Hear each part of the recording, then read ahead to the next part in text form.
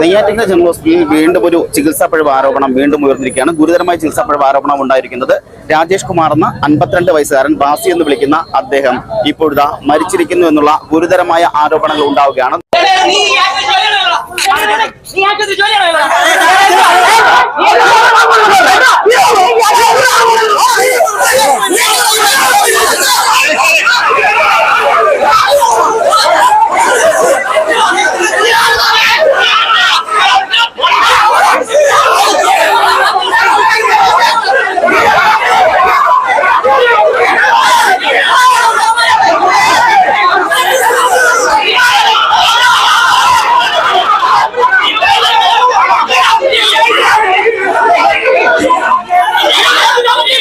നെയ്യാറ്റിൻകര ഹോസ്പിറ്റലിൽ നിരന്തരം ഈ പറഞ്ഞതുപോലെ ആരോഗ്യ വകുപ്പിൽ വീഴ്ചകൾ ഉണ്ടാകുന്നു. നെയ്യാറ്റിൻകര ആശുപത്രിയിൽ അത് പ്രധാനമായി ഉണ്ടാകുന്നു എന്നുള്ള ആരോപണങ്ങൾ ഉണ്ടാകുന്നുണ്ട്.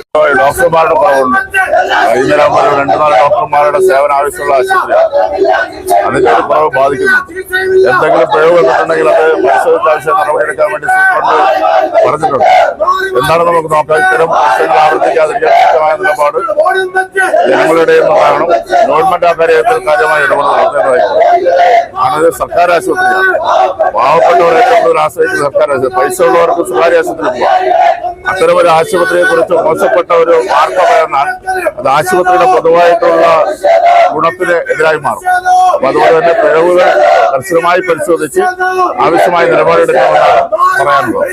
നെയ്യാറ്റിൻകര ജനറൽ ആശുപത്രിയിൽ ഒരു വീഴ്ചയില്ലാതെ മുന്നോട്ട് പോകുന്നതിന് വേണ്ടി ഭാരതീയ ജനതാ പാർട്ടി അക്ഷീണമായി ഇതിന്റെ മുന്നിൽ നിന്ന് പ്രതിഷേധ മുറകൾ കാണിച്ചുകൊണ്ടും സമരങ്ങൾ മുന്നോട്ട് നയിക്കുമെന്നും പ്രഖ്യാപിച്ചുകൊണ്ട് ഇതിന്റെ കുറ്റക്കാരെ നടപടിയെടുക്കുന്നത് വരെ ഭാരതീയ ജനതാ പാർട്ടിക്ക് വിശ്രമമില്ലെന്നും ഇവിടെ നിർത്തിവച്ചിരിക്കുന്ന OP പ്രവർത്തനങ്ങൾ തുടർന്ന് പ്രവർത്തിക്കണമെന്നും ആവശ്യമായ ഡോക്ടർമാരെയും അതോടൊപ്പം നഴ്സുമാരെയും നിയമിച്ചുകൊണ്ട് ഇതിന്റെ ജനറൽ ആശുപത്രിയുടെ നിലവാരത്തിലേക്ക് ഉയരുന്നത് വരെ സമരം തുടരുമെന്നും അറിയിച്ചുകൊണ്ട് നിർത്തുന്നു. നന്ദി, നമസ്കാരം. ഇതിൽ പ്രധാനപ്പെട്ടതായി ഈ പറഞ്ഞ രോഗിയുടെ ബന്ധുക്കൾ ആരോപിക്കുന്നത് നെയ്യാറ്റിൻകര ഹോസ്പിറ്റലിൽ ഈ പറഞ്ഞ രാജേഷ് കുമാർ നെഞ്ചുവേദനയെ തുടർന്ന് നെയ്യാറ്റിൻകര ഹോസ്പിറ്റലിൽ ചികിത്സ തേടാനായി എത്തുകയായിരുന്നു. എന്നാൽ അത്രയും വേദന ഉണ്ടായിരുന്നിട്ടും അദ്ദേഹത്തെ നെയ്യാറ്റിൻകര ഹോസ്പിറ്റലിൽ കയറാൻ പോലും അനുവദിച്ചില്ല എന്നാണ് ബന്ധുക്കൾ ആരോപിക്കുന്നത്. എന്റെ അയൽക്കാരനും കൂടിയായിട്ടുള്ള രാജേഷ് എന്ന് പറയുന്ന വ്യക്തി നെയ്യാറ്റിൻകര ആശുപത്രിയിൽ അതികഠിനമായിട്ടുള്ള നെഞ്ചുവേദന കാരണം എത്തുകയുണ്ടായി. അദ്ദേഹം ആശുപത്രിയിൽ എത്തിയപ്പോൾ ഒരു കോൺഗ്രസ്സുകാരനായിട്ടുള്ള നമ്മളൊരു സുഹൃത്താണ് അദ്ദേഹത്തെ ആശുപത്രിയിൽ എത്തിച്ചത്. ആശുപത്രിയിൽ എത്തിച്ചപ്പോഴത്തേക്കും ഒരു വലിയ നീണ്ട ക്യൂ തന്നെ നെയ്യാറ്റിൻകര ആശുപത്രിക്ക് മുന്നിൽ ഉണ്ടായിരുന്നു. ആ ക്യൂ ഉണ്ടാകാൻ കാരണം കൃത്യമായിട്ട് ഡോക്ടറില്ല. ഒരു ഡോക്ടറാണ് ആ സമയത്ത് കാഷ്വാലിറ്റിയിൽ ഉണ്ടായിരുന്നത്.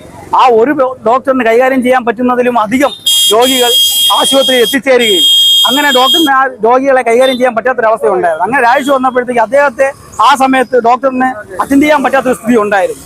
അദ്ദേഹത്തിന് ചികിത്സ ലഭിച്ചപ്പോൾ സാധാരണയിലും അധികം സമയം ചികിത്സ കിട്ടാൻ എടുത്തു.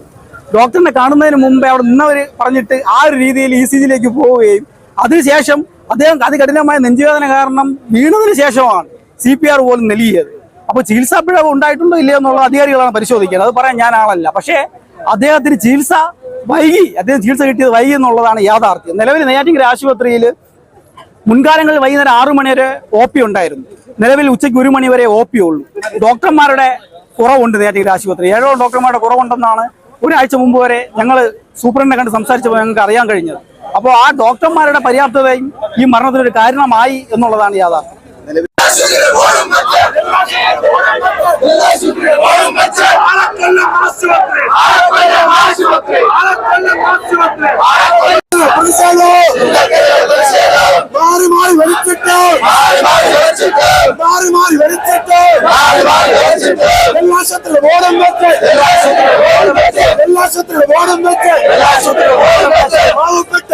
തുടർന്ന് നാട്ടുകാർ ഇടപെട്ട് ഹോസ്പിറ്റലിലേക്ക് അകത്ത് കയറ്റിയെങ്കിലും അവിടെ നിന്ന് ക്യൂവിൽ നിൽക്കേണ്ട സാഹചര്യമുണ്ടായി. അവിടെ നിന്ന് വീണ്ടും ECG എടുക്കാനായി പോകുമ്പോൾ അവിടെയും വലിയ തരത്തിൽ താമസിക്കുന്ന ഒരവസ്ഥ ഉണ്ടായി. ഒടുവിൽ വീണ്ടും ECGയുടെ റിപ്പോർട്ടുമായി വരുമ്പോഴും സെക്യൂരിറ്റിയുടെ ഭാഗത്തുനിന്നും ഇതേ സാഹചര്യം ഉണ്ടായി എന്നാണ് പറയപ്പെടുന്നത്. തുടർന്ന് ആ ക്യൂവിൽ നിൽക്കുമ്പോൾ തന്നെയാണ് രാജേഷ് കുമാർ എന്ന ബാസി കുഴഞ്ഞ വീട് മരിച്ചിരിക്കുന്നത്.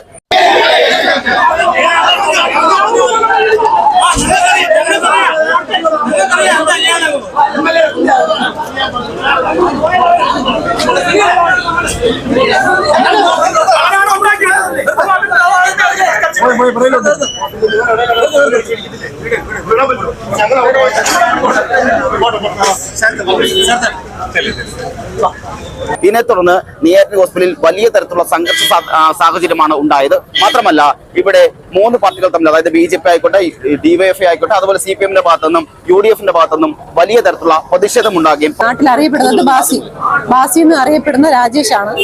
7 മണിയായപ്പോഴത്തേക്കും അദ്ദേഹം വർക്ക് ചെയ്യുന്ന കടയിൽ, ഈ കണിച്ചംകുടി തൊട്ടടുത്ത് തന്നെയാണ്, ഒരു 50 മീറ്റർ ഡിസ്റ്റൻസേ ഉള്ളൂ. ആ കടയിൽ വെച്ച് നെഞ്ചുവേദന അനുഭവപ്പെട്ട് ഒരു പൊതുപ്രവർത്തനമായിട്ടുള്ള ഗോപാലകൃഷ്ണൻ എന്ന് പറഞ്ഞ ഒരാൾ തൊട്ടടുത്ത് കണ്ട ഓട്ടോ പിടിച്ച് ഈ ഹോസ്പിറ്റലിൽ കൊണ്ടുവന്നു. ഹോസ്പിറ്റലിൽ കൊണ്ടുവന്നപ്പോഴത്തേക്കും സെക്യൂരിറ്റി ഇവിടെ ഡോക്ടറെ അടുത്ത് പോകുന്നു നിന്ന് തടഞ്ഞു. OP എടുക്കാതെ കയറാൻ പറ്റില്ല. അപ്പോഴീ കൂടെ കൊണ്ടുവന്ന ബൈസ്റ്റാൻഡർ പറഞ്ഞു അദ്ദേഹത്തിന് ക്രിട്ടിക്കലാണ്, ഭയങ്കര നെഞ്ചുവേദനയാണ്, എത്രയും പെട്ടെന്ന് ഡോക്ടറെ അടുത്ത് എത്തണമെന്ന് പറഞ്ഞപ്പോൾ പറ്റില്ല എന്ന് പറഞ്ഞ് തടഞ്ഞു.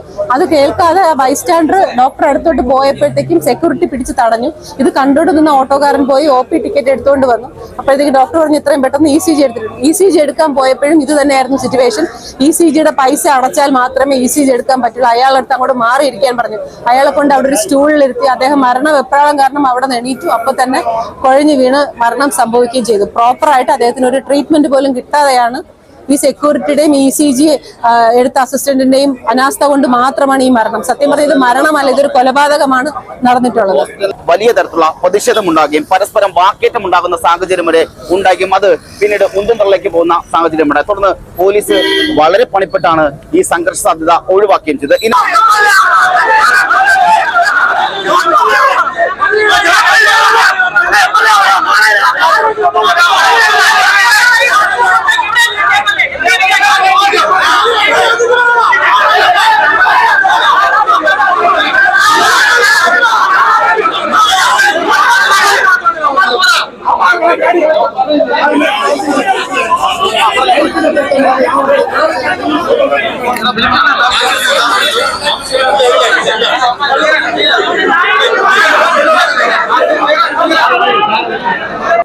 ഇന്ന് ഒരു 7:30-8 മണിയോടുകൂടി നെയ്യാറ്റിൻകരയ്ക്ക് സമീപമുള്ള കുട്ടപ്പന വാർഡിൽ നിന്നും ഒരു രോഗി നെഞ്ചുവേദനയായിട്ട് ഈ ആശുപത്രിയെ സമീപിക്കുകയുണ്ടായി.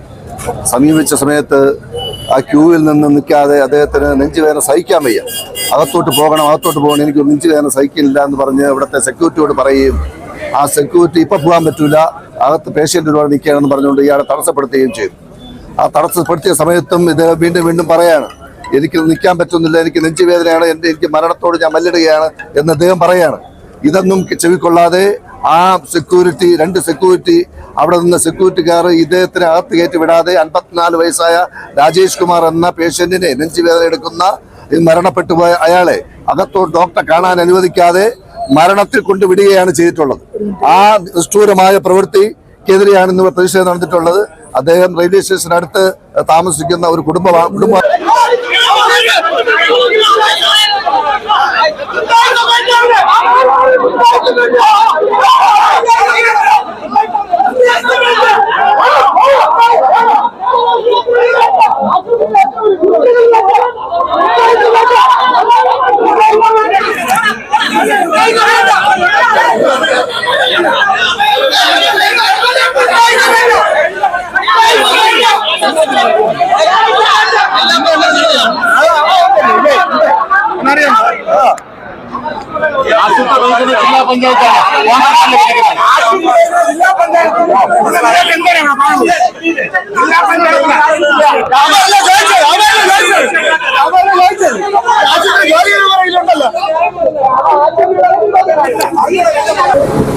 നെയ്യാറ്റിൻകര ജനറൽ ആശുപത്രിയിൽ നെഞ്ചുവേദനയായിട്ട് കൊണ്ടുവന്ന 50 വയസ്സുകാരൻ ഇവിടെ എത്തി ECG എടുക്കുകയുണ്ടായി. ECG എടുത്തപ്പോഴേക്കും ഹാർട്ട് അറ്റാക്ക് ആണെന്ന് സ്ഥിരീകരിക്കുകയുണ്ടായി. അപ്പോൾ തന്നെ ഹാർട്ട് അറ്റാക്കിന് കൊടുക്കുന്ന മരുന്നുകൾ കൊടുത്ത് അദ്ദേഹത്തെ റെഫർ ചെയ്തു. പക്ഷേ അതിനുശേഷം അദ്ദേഹം കുഴഞ്ഞു വീണ് മരിക്കുകയുണ്ടായി. അപ്പോൾ ആശുപത്രിയിലെ അങ്ങനെ ഒരു സംഭവം തീർച്ചയായിട്ടും ആ ഒരു കുടുംബത്തിന് വലിയ നഷ്ടമാണ്. ഏതൊരു മരണവും ഒരു നാടിനും വീടിനും ഒരു നഷ്ടം തന്നെയാണ്, നമുക്ക് നികത്താനാവാത്ത നഷ്ടം തന്നെയാണ്. നമ്മുടെ ആശുപത്രിയിൽ ദിനം പ്രതി ഏകദേശം 2000-2500 OP ഉള്ളതാണ്. കിടത്തി ചികിത്സ ഏകദേശം 250ഓളം പേര് എപ്പോഴും ഉള്ളതാണ്. അപ്പോൾ അദ്ദേഹത്തിന് ഇവിടെ നമുക്ക് ഈ ഒരു പ്രദേശത്തെ ഏറ്റവും പ്രധാനപ്പെട്ട ആശുപത്രി എന്നുള്ള നിലയിൽ വളരെയധികം പാവങ്ങളടക്കം രോഗി രോഗികൾ ആശ്രയിക്കുന്ന സ്ഥാപനമാണ്. അപ്പോൾ നമുക്ക് ഈ ഒരു കാലാവസ്ഥയുമായി ബന്ധപ്പെട്ടുള്ള സമയത്ത് കുറച്ചധികം നമുക്ക് തിരക്കുമുണ്ട്. അപ്പോൾ അദ്ദേഹത്തെ ഉള്ളിലേക്ക് പെട്ടെന്ന് കടത്തി വിട്ടില്ല എന്നാണ് ആരോപണം ഉയർന്നിരിക്കുന്നത്. അപ്പോൾ നമുക്ക് ആശുപത്രിയിൽ മുഴുവൻ CCTV കവറേജും എല്ലാം ഉള്ളതാണ്. അപ്പോൾ നമുക്ക് ഇങ്ങനെ ഒരു ആരോപണം ഉയർന്നിട്ടുള്ള സ്ഥിതിക്ക് അതുമായി ബന്ധപ്പെട്ടുള്ള നടപടിക്രമം ആരംഭിച്ചിട്ടുണ്ട്. ആരോപണ വിധേയനായിട്ടുള്ള ആളിന് തൽക്കാലം മാറി നിൽക്കാനായിട്ട് പറഞ്ഞിട്ടുണ്ട്. അപ്പോൾ വിശദമായിട്ട് നാളെ തന്നെ അതിൻ്റെ CCTV ദൃശ്യങ്ങളടക്കം എല്ലാം എടുത്ത് പരിശോധിച്ചിട്ട് കൃത്യമായി എന്തെങ്കിലും വീഴ്ച അതിനകത്ത് ഉണ്ടായിട്ടുണ്ടെങ്കിൽ അതിന് കൃത്യമായി നടപടി സ്വീകരിക്കണം. അപ്പോഴും ഈ പറയുമ്പോൾ പലപ്പോഴായി ഹോസ്പിറ്റലുമായി ബന്ധപ്പെട്ട് പലപ്പോഴും ഈ ആരോപണം ഉണ്ടാകുന്നത് ഈ അനാസ്ഥ ഉണ്ടാകുന്നത്. കഴിഞ്ഞ ദിവസം ഒരു പ്രഗ്നന്റ് ലേഡി ഇതുപോലെ മെഡിക്കൽ കോളേജിലായിരുന്നു. അവരവിടെ നിന്ന് ഈ ഡോക്ടർക്കെതിരെ പരാതി പറഞ്ഞ സാഹചര്യം ഉണ്ടാകും. ഇത് നിരന്തരം ഉണ്ടാകുന്നത് ഏത് ഹോസ്പിറ്റലിൽ അങ്ങനെ ഒരു കാര്യം എൻ്റെ ശ്രദ്ധയിൽപ്പെട്ടിട്ടില്ല. ഞാനിവിടെ 9 മാസം മുന്നെയാണ് ജോയിൻ ചെയ്തത്.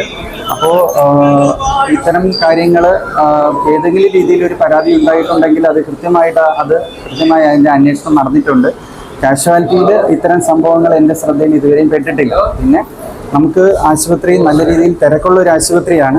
അപ്പോൾ ഇവിടെ NQS അടക്കമുള്ള നാഷണൽ ക്വാളിറ്റിയുടെ അടക്കം ട്രെയിനിങ്ങുകൾ എല്ലാവർക്കും എല്ലാ സ്റ്റാഫിനും നൽകിയിട്ടുണ്ട്. നമുക്കിവിടെ കാണാവുന്നതുപോലെ റെഡ് കാറ്റഗറിയിലുള്ളവരെ ശരിക്കും പറഞ്ഞാൽ വെയിറ്റ് ചെയ്യിക്കുന്നില്ല. അപ്പോൾ അത് ഒരു ആക്സിഡൻറ്റോ അല്ലെങ്കിൽ ഹാർട്ട് അറ്റാക്ക് പോലെ നെഞ്ചുവേദനയായിട്ട് വരുന്നവരോ അങ്ങനെയുള്ളവരെ കൃത്യമായിട്ട് റെഡ് കാറ്റഗറിയിൽ ഉൾപ്പെടുത്തി നമ്മുടെ ജീവനക്കാർ ആദ്യം തന്നെ ECG അടക്കമുള്ള ഫസ്റ്റ് എയ്ഡ് കാര്യങ്ങൾ നമ്മൾ ചെയ്യുകയാണ് ചെയ്യുന്നത്. അത് ഡോക്ടറെ കൂടെ വിളിച്ച് കാണിച്ചിട്ട് അതിൻ്റെ നടപടി സ്വീകരിക്കുകയാണ് ചെയ്യുന്നത്. അപ്പോൾ ഇത് ഇത്തരത്തിലൊരു നെഞ്ചുവേദനയായിട്ട് വന്ന ഒരാളെ അകത്ത് കയറ്റിയില്ലെന്ന് പറഞ്ഞ വലിയൊരു പ്രശ്നമല്ലേ? അരമണിക്കൂറോളം അദ്ദേഹം പുറത്തിരുന്നാണ് നമ്മളോട് ഈ ബന്ധുക്കളൊക്കെ സാഹചര്യം. അങ്ങനെ വെയിറ്റ് ചെയ്തിട്ടുണ്ടോ എന്നുള്ള കാര്യം എനിക്ക് CCTV അടക്കമുള്ളത് പരിശോധിച്ചിട്ടേ പറയാൻ പറ്റത്തുള്ളൂ. ആരോപിക്കുന്നതാണ് രോഗിയുടെ വെയിറ്റ് ചെയ്തിരുന്നു. പലതവണ എനിക്ക് നെഞ്ചുവേദന സഹിക്കാൻ പറ്റുന്നില്ല എന്ന് പറഞ്ഞിട്ട് സെക്യൂരിറ്റി അടക്കമുള്ളവർ തടഞ്ഞു എന്നൊരു ആരോപണം കൂടി ഉണ്ടാകും. OP ടിക്കറ്റ് എടുത്താൽ മാത്രമേ അകത്ത് കയറാൻ പറ്റൂ എന്നുള്ള അടക്കം കാര്യങ്ങൾ പറയുന്നത്. കാഷ്വാലിറ്റി പോലെ സംഭവത്തിൽ അങ്ങനെയാണോ? ഇല്ല, ഇത്തരം ഗുരുതരാവസ്ഥയിൽ വരുന്നവർ OP ടിക്കറ്റ് വേണ്ട എന്നല്ല, പക്ഷെ അതിന് വേണ്ടിയിട്ട് ആരും വെയിറ്റ് ചെയ്യിക്കാറില്ല. ഈ ഡോക്ടർമാര് മതിയായ ഡോക്ടർമാരില്ലാന്ന് കൂടി ഒരു പറഞ്ഞത്. ഒരു ഡോക്ടർ മാത്രമാണ് ഈ ആശുപത്രിയിൽ ഉണ്ടായിരുന്നുള്ള കാര്യം. നമുക്കിവിടെ കാഷ്വാലിറ്റിയിലും വാർഡ് ഡ്യൂട്ടിയിലും ഒക്കെ ഡോക്ടർമാരുണ്ട്. അപ്പോൾ അവർ കൃത്യമായിട്ട് പരിചരണം നൽകുന്നുമുണ്ട്. രണ്ട് പേരുണ്ടായിരുന്നു. എന്നിട്ടും ഇദ്ദേഹത്തെ അകത്ത് കയറ്റാനുള്ള ഒരു നടപടി ഇവരുടെ ഭാഗത്തുനിന്ന് ഉണ്ടായില്ല. കൃത്യമായിട്ട് കൊടുക്കേണ്ട ചികിത്സ കൊടുത്തു എന്നാണ് എനിക്ക് അറിയാനായിട്ട് സാധിച്ചത്. എന്തായാലും ബാക്കി രേഖകൾ പരിശോധിച്ചാൽ എനിക്ക് പറയാൻ പറ്റും. OP ടിക്കറ്റ് നിർബന്ധമല്ല എന്നിരിക്കെ അത് കാഷ്വാലിറ്റിയിൽ ഇവിടെ OP ടിക്കറ്റ് ഉണ്ടെങ്കിൽ മാത്രമേ അകത്ത് കയറ്റുള്ളൂ, അല്ലെങ്കിൽ ഞാൻ എന്റെ കയ്യിൽ എഴുതണോ എന്ന് സെക്യൂരിറ്റി ചോദിച്ചു എന്നാണ് ഈ കൊണ്ടുവന്നാണ് ഇത് എനിക്ക് അത് CCTV അടക്കമുള്ള ദൃശ്യങ്ങൾ പരിശോധിച്ചിട്ട് എനിക്കത് പറയാനായിട്ട് പറ്റത്തുള്ളൂ. തീർച്ചയായിട്ടും അത് ഏതെങ്കിലും രീതിയിലൊരു കുറ്റമുണ്ടായിട്ടുണ്ടെങ്കിൽ അത് തീർച്ചയായിട്ടും അത് ഇത്തരം കാര്യങ്ങൾ മാതൃകാപരമായിട്ട് തന്നെ ശിക്ഷാ നടപടികൾ എടുക്കേണ്ടത് തന്നെയാണ്. കാരണം ആരോഗ്യ മേഖല എന്ന് പറയുന്നത് ഏറ്റവും കരുതലോടുകൂടെ കൈകാര്യം ചെയ്യേണ്ടതാണ്. തീർച്ചയായിട്ടും എൻ്റെ മുതിർന്ന ഉദ്യോഗസ്ഥരെല്ലാം തന്നെ എന്നോട് കൃത്യമായി ഇത് വിവരങ്ങൾ ആരായുകയും അത് വിശദമായ റിപ്പോർട്ട് നൽകാനും അത് വേണ്ട നടപടി സ്വീകരിക്കാനുള്ള നിർദ്ദേശം നൽകിയിട്ടുണ്ട്. ഇതിൽ ഡോക്ടർ ഇതുമായി ബന്ധപ്പെട്ട് ആരോപണം ഉയരുമ്പോൾ തന്നെ ഡോക്ടർ ഇതിന് ഹോസ്പിറ്റൽ സൂപ്രണ്ട് സംസാരിക്കുന്ന സാഹചര്യമുണ്ടായി. ഇവിടെ ഇപ്പോൾ നിലവിൽ നെയ്യാറ്റിൻകരയിൽ വലിയ തരത്തിലുള്ള സംഘർഷ സാധ്യത നിലനിൽക്കുന്നുണ്ട്.